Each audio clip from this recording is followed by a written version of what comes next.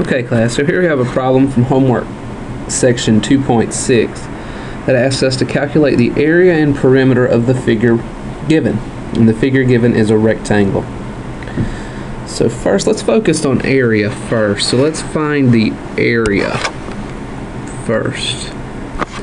And if we remember, area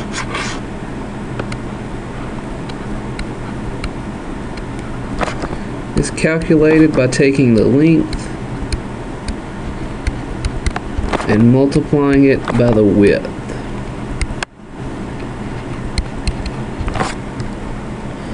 Okay, so continuing, our length is given to be 3/8 of an inch.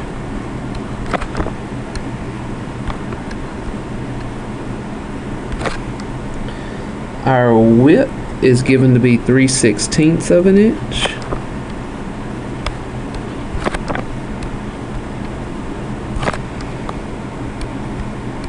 And we will multiply that. Numerator times numerator, denominator times denominator. So 3 times 3 is 9. 8 times 16. Come down here to the bottom to make sure I get that right. 8 times 6 is 48. Carry my 4. 8 times 1 is 8, plus 4 is 12. So 128 is what we get from 8 times 16. So our answer for area is 9 over 128. I would double check to make sure I could not reduce that. And it turns out that they share no common factors other than 1.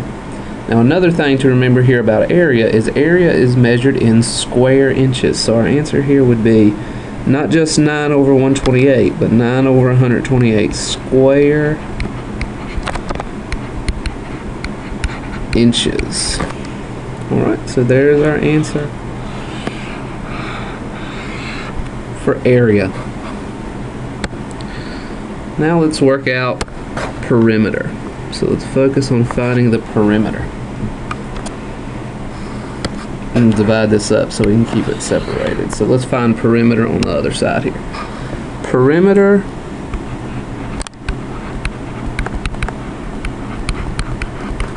if we remember, perimeter is calculated by adding all sides. It's known as the distance around the outside of a figure. So we're going to add all sides. And let's begin that process. So we're going to add 3/8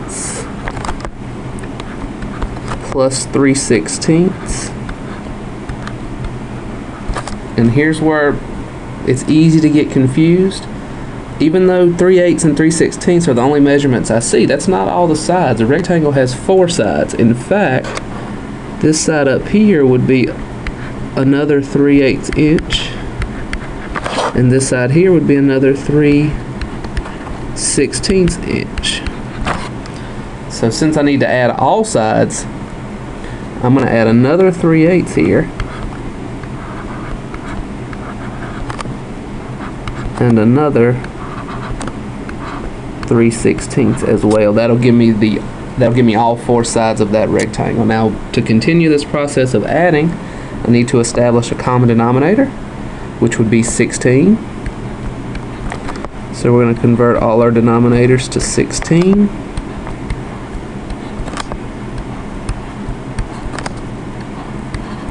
Not knowing what the numerators will be yet, but we'll come back and figure that out.